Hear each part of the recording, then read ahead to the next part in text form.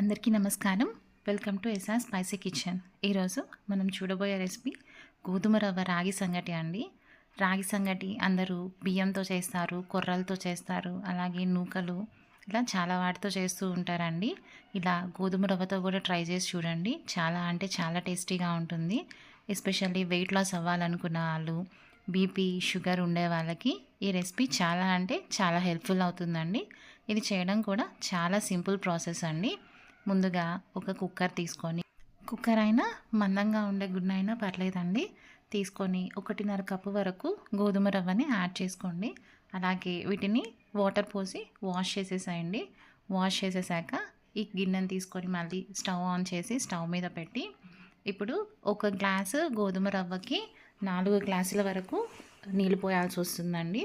So 1.5 గోధుమ రవ్వకి 6 గ్లాసుల వరకు నీళ్ళు పోసానండి. మీరు ఇలా నార్మల్గా అన్నా ఉడికించుకోవచ్చు, లేదంటే ఒక 4 గ్లాసుల వరకు నీళ్ళు పోసేసి ప్రెషర్ కుక్కర్లో పెట్టేసి ఒక 2-3 విజిల్స్ రానిచ్చినా అయిపోతుందండి. గోధుమ రవ్వ తొందరగా ఉడికిపోతుంది. ఇది అన్నం ఉడికినంత టైం ఏం పట్టదు. సో ఇది తొందరగా ఉడికిపోతుంది. మీరు అలా అన్నా చేసుకోవచ్చు, లేకుంటే నార్మల్ ఇలా గిన్నెలో అయినా చేసేసుకోవచ్చండి. చూడండి, కొంచెం సేపటికి ఈ గోధుమ రవ్వ అంతా బాగా ఉడికిపోయింది. చూడండి, మనం ఒకసారి కలబెట్టి చూస్తే బాగా ఉడికిపోయింది. 1 స్పూన్ వరకు సాల్ట్ని యాడ్ చేసుకోండి.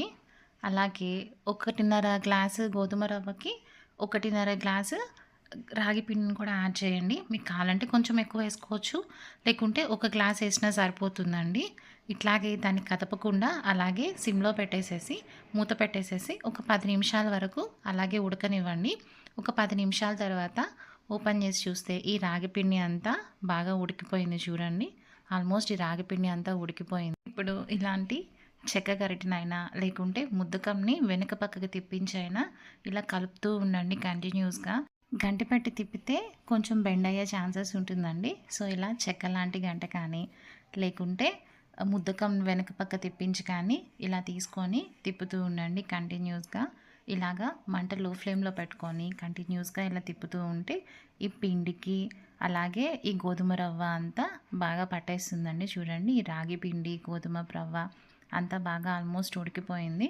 మీరు కావాలంటే ఇలాగే సర్వ్ చేసుకోవచ్చు, లేదంటే ముద్దలుగా అన్న చేసుకొని సర్వ్ చేసుకోవచ్చు అండి. వీటిని ముద్దలు చేయాలంటే వేడి మీదనే చేయాలండి, చల్లగా అయితే గట్టిపడిపోతుంది. సో ముద్దలు ఎలా చేయాలో అది కూడా చూపిస్తాను చూడండి. ఒక గిన్నెలోకి నీళ్ళని తీసుకొని పక్కన పెట్టుకోండి. ఇది అప్పుడప్పుడు చేయి తడుపుకుంటూ చేయాలండి, ఎందుకంటే రాగి ముద్ద వేడిగా ఉంటుంది కదా. సో చేయి కాలకుండా అప్పుడప్పుడు చేయి తడుపుకుంటా చేయొచ్చండి. ఇప్పుడు కొంచెం ఈ సంగటిని తీసుకొని ఒక చిన్న ప్లేట్లో వేసుకుందామండి. ఇప్పుడు చేతిని ఒకసారి నీళ్ళల్లో తడుపుకొని ఈ సంగటిని ఇలాగా చేతులతో ఒత్తుతూ రౌండ్ బాల్ లాగా చేయండి. అప్పుడప్పుడు చేతిని నీళ్ళల్లో తడుపుకుంటూ ఇలా చేయండి, చేయి కాలకుండా ఉంటుంది. అలాగే ఈజీగా షేప్ కూడా వచ్చేస్తుంది. చూడండి, ఇలాగా రౌండ్ షేప్లో వచ్చేసింది. మిగతా సంగటిని కూడా ఇలాగే రౌండ్ బాల్స్ లాగా చేసుకోండి.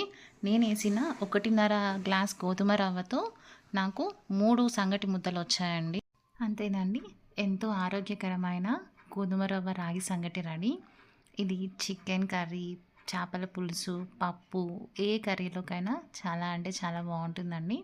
మీరు తప్పకుండా ట్రై చేసి చూడండి. ఎలా కుదిరిందో కామెంట్ సెక్షన్లో చెప్పండి. ఈ వీడియో కనుక మీకు నచ్చినట్లయితే please like, share and subscribe.